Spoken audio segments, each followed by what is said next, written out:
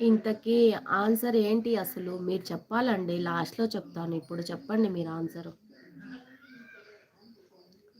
Answer మళ్ళీ చెప్తాను. ఇప్పుడు సపోర్ట్ చేయండి. ఇప్పుడు చెప్పేస్తే అందరూ చూసేస్తారు. నేను చెప్పిన ఆన్సర్ వినేస్తారు. మీకు అడిగాను నేను ఒక క్వెషను. మీరు ఆన్సర్ ఇవ్వాలి. కరెక్టో రాంగో నేను లాస్ట్‌లో చెప్తాను.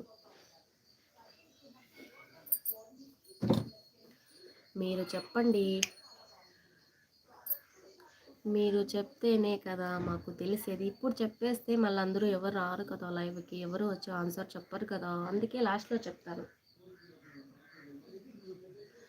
మీరు చెప్పాలండి. ఎగ్జామ్‌లో క్వెషన్ పేపర్ ఇస్తారు. ఆన్సర్‌లు మేమే చెప్పేస్తే మీరేం రాస్తారండి ఇంకా క్వెషన్ పేపర్‌ని చూసి?